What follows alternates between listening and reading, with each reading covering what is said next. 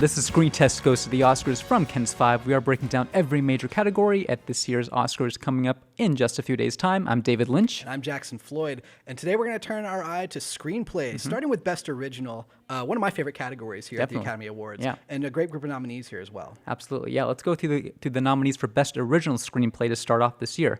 This year we have Marriage Story, Parasite, Knives Out, Once Upon a Time in Hollywood, and 1917. Because I love all of these films. Once Upon a Time in Hollywood, we've talked a lot about on this. Just what Tarantino does with that script. I think Marriage Story is a very powerfully written film. Yeah, it's cool to see Baumbach be recognized here. You know, he's one of our directors that's been a little bit underseen, and even though he's been around for about 20, 25 years, or maybe a little bit undervalued, I'd say. He was also previously nominated for The Squid and the Whale, a very different kind of divorce drama from 14 or so years ago. Yeah. It's cool to see him recognized here. And then, of course, Parasite, an international movie getting into the category as well. Yeah. This is really interesting. So this category in particular, the Best Original Screenplay, is the friendliest category to movies made outside the U.S. Throughout history. In Oscars history, there have been 64 international movies nominated in this category. The next category that's seen the most international movies among them is documentary with 60, and then I think the next one is directing. It goes way down to like 30 for costume design. So this category is it's not crazy that you see Parasite being here, that being a Korean film, but you know it goes along with history, but it's still cool nonetheless. I mean, that being said, it's friendly to this international films in this category. Do you think they're going to be friendly to Parasite this year? Is this the one that takes home the award? I'd like to think so. You know, you guys will definitely have to check out our Best Director and Best Picture videos in this series as well to see where my thoughts lean as far as Parasite and how good its chances may be for those awards. But I think it's going to win this year. It won the WGA award, which is a big indicator, the Writers Guild of America award for Best Original Screenplay. 4 out of the last 5 years that's been a good precursor. The winner of that has gone on to win the Oscar. The exception being last year with Bo Burnham's 8th Grade, which didn't even be nominated at the Oscars. Probably a little too hip for them. I think the momentum is leaning its way. The interesting thing about, you can say both screenplay awards this year, but I think particular Best Original is it's probably still at this point we're just a couple of days away from the Oscars, and it's probably one of the most wide open races. Yeah. I could see a case for 3 or 4 of these movies. Baumbach could sneak up and win Marriage Story, even though momentum's not his way. I mean, Baumbach is a guy who is legendary for his writing there, for what he did in kind of the mumblecore movement and commercializing that in a sense. And just again, he is also a writer/director. Emphasis on the writer part, in the same way that Tarantino is. And this has kind of been deemed the Tarantino category. He actually has been on record as saying he wants to be able to retire this category as the Tarantino category. Yeah, and you know he's won this award 2 times previously. He has not won for Best Director or Best Picture, so this has kind of been the apex for him so far. Do you think he might take it home? What do you think? You know, I love Parasite, and it's really hard to write such a universal script. In a way that it's a universal story. It's in Korean, but everyone is connecting to this film. And that's why it's taken home all the awards, and why it's like won the Writers Guild Award. I mean, the SAG Award recognized this film as well, without having a recognizable actor from an American film point of view. Right. But if Once Upon a Time in Hollywood doesn't take home this award, I don't think it's taking home an award. We've talked about at all. I mean, I just don't see where else it gets it. Brad Pitt, I guess, is a lock. He might be the one there. He'll be the one. But I mean, that's still recognizing Pitt for his body of work, and not this film, Once Upon a Time in Hollywood. Yeah, it's strange because you know he could have said just maybe 3-4 weeks ago that this was Tarantino's take. He owns this award. He won it for Inglourious Basterds as well as I think for Django as well. And he's probably I think he was nominated for Hateful Eight too. So it's his to own. But Parasite's kind of creeped up there in momentum, and I have a gut feeling that it might take it. And do you think it should though? I think it should. Like I said, I love this category like you do too. You can always rely on it to have a lot of really, really great and deserving nominees that may or may not creep into the Best Picture race for any given year as well. But I think out of this group of movies here, I think Parasite's the best. I think when you think about the movies that contribute to that, the parts of that movie that contributed to being such an intricate kind of genre-bouncing triumph, from the production design to the acting to the directing, I think you've got to not forget about the screenplay. It all starts there. I'm kind of also kind of lumping into that into screenplay the fact that this really does come from Bong Joon-ho's mind. You know, he storyboards everything. So I think considering how I think the Best Director and Best Picture awards will go on Oscar night, again, check out our predictions on those.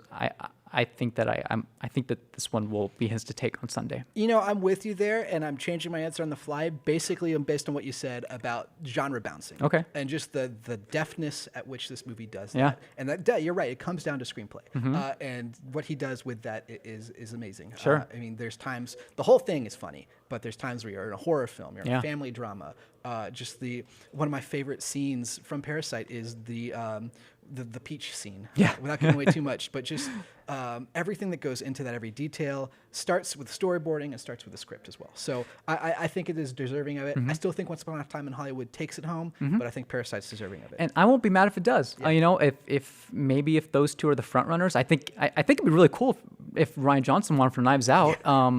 That's the one that's a really beloved movie. Probably one of the most popcorny, fun movies I've had at the movies this year. That's the only nomination that movie garnered. It'd be cool to see it win. Marriage Story, I'd really love to see that win. Parasite or Once Upon a Time in Hollywood, if those are two front runners, I won't be outraged on either one, really. No, I mean, I'm on a 1 on the outrage meter. Yeah, me too. It's a stacked category. A lot of these categories this year, the Academy Awards did a great job with the nomination. And some categories, maybe like director, could have worked on it a little bit better. Yeah. Adapted screenplay. Yeah, let's hop there. At that. Do you want to break down the nominees here? Yeah, the nominees for Best Adapted Screenplay this year are Jojo Rabbit, Little Women, The Irishman, The Two Popes, and Joker. Yeah, I mean...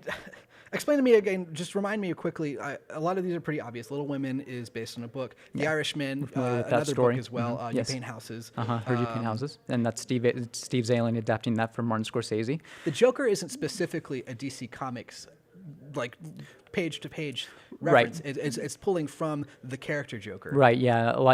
They said a lot of the inspiration for it was the really well-known comic storyline, The Killing Joke, which makes sense because that's the grittiness and kind of R-ratedness of that plays into the R-ratedness and grittiness of Todd Phillips' movie.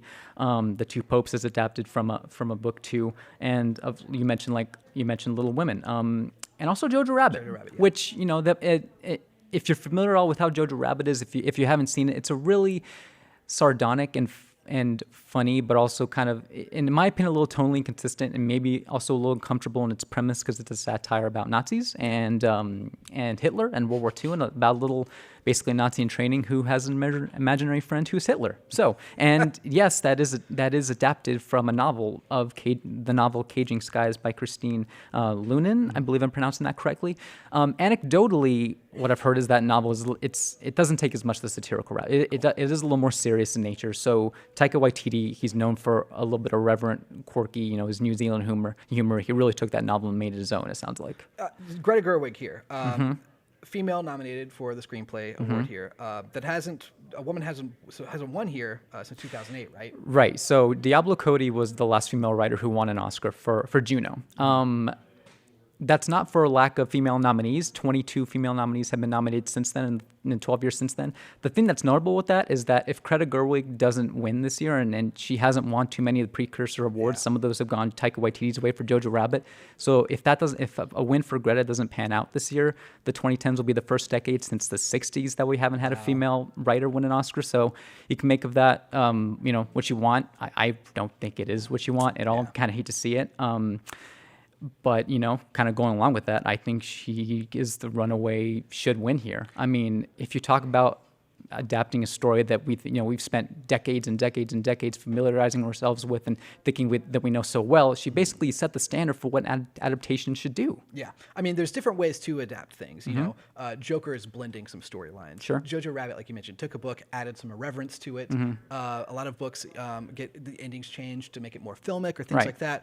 What Greta Gerwig did was modernize a story that's been told several times, and it's a story that needs modernization, if you will. If you look at the book by Louisa May Alcott, the language is a little puritanical. It's very much set, in its ways from 300 years ago.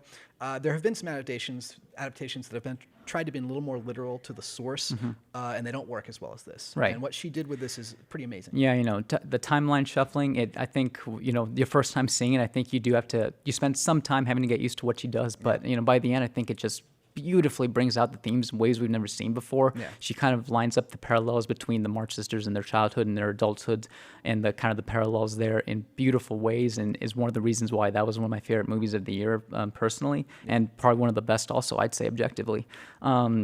it all starts with the screenplay there. And, it's kind of funny because when we heard that Greta Gerwig was going to following up her debut of Lady Bird, which was an original story with an adaptation of Little Women, I don't think there was very many people who were like, well, that's interesting. Yeah. Well, that's interesting that she'd take that turn and we're getting another version of Little Women. I know. She was kind of one of those pinheads where you're just like, I want to follow what she does next after Lady Bird, because that's such an amazing, compelling, original story based a lot in her life, taking her story and kind of putting it out there. And yeah, this must have been a dream project for her, something she has a lot of passion behind. Yeah, she said she read the novel, I think, first when she was 5 or 6. So, it's been in her life for a long time, and she made it her own. And honestly, I mean, I think it should win. I'm with you there. Yeah. And I think it will win. I think it's going to be one of the surprises of the Oscars here. I love it. It would be amazing that happens. I just think there's such a groundswell of support for Gerwig specifically after the female director nomination kind of storyline played out. No women were nominated for directors again this year. And she was probably the front runner of the batch of women to push into that category. And I think that a lot of that support for her will show up here. And it's deservedly for the screenplay as well. Jackson, I wish I could be as hopeful as you. As far as my prediction, I think that the Academy will give this to Jojo Rabbit. It's won some more of the precursor awards. I'm also thinking that when you've got an Academy that's still a little bit more conservative, traditional in its makeup, they'll kind of be. I think their mindset will be more of like, we've seen this movie before. We've seen it 4 times. Why are we recognizing it? And they'll look past what she actually does with the movie and maybe go towards the movie that's a little bit not as ambitious in my mind, but it's kind of easier on an emotional sense to think that you've been satisfied by the ending where it goes with it, and that's Taika Waititi's Jojo Rabbit. So I think that's where the award will go. I'm fully with you that Little Women should deserve it. Like, I think it's leagues ahead of the competition here. And I really liked The Irishman and The Two Popes as far as what those screenplays did as well. But I'd love to see Little Women take it. I think it'll be Jojo Rabbit. And if that does happen, I think my outrage meter on a scale of 1 to 5 will be like at a 4 or 5. Let's pay attention. If the purpose of this category is to look at the difference, what differentiates an adapted screenplay from an original screenplay, telling new stories versus telling a story we're familiar with, versus telling it remixed in a new, ultra modern, refreshing way.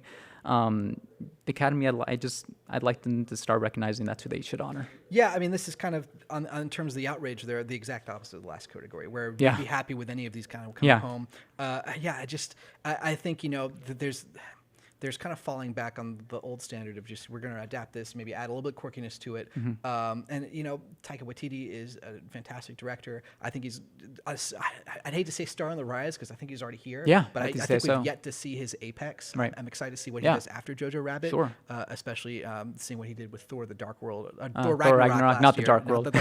Ragnarok, yeah. But yeah, I'm with you. I'm at about a 4 to 5 here. This is probably one of the more outraged. One of the most outraged I'll be after an award at the Academy Awards. That being said, we could be in for a surprise. We'll see. We could. As we go through all of these, we keep mentioning, The Irishman nominated, but not taking home thing. Joker nominated. We think the Joker might take home a few more awards than The Irishman, but it feels like a diverse award-winning field. I think a lot of movies are going to take home 1 to 2. You're not going to see a movie. If a movie sweeps a lot of the awards, it's going to be 1917 or Parasite. Yeah, we're not going to have a Return of the King or Ben-Hur situation where a movie wins 11 Oscars, I don't think, tonight. So, or on Sunday night with the Oscars. I think if things pan out the way we think they will in some of these awards, make sure to check out our videos to see if we think those will go. Yeah. I think they'll be sharing the love a little bit. Yeah, I mean, be sure to hit subscribe down there in the bottom right-hand corner. Check out all of these videos here as we share the love on all the the major Academy Award nominations here. The movies, not necessarily the voters, but exactly. Yeah, that's a whole different thing. All right, I'm Jackson Floyd, and I'm David Lynch. If you'd like to read about some of our some of the other Oscar-nominated movies, I've written about all the Best Picture nominees. You can check those out at kens5.com/screentest. Thanks for watching, and we'll see you next time.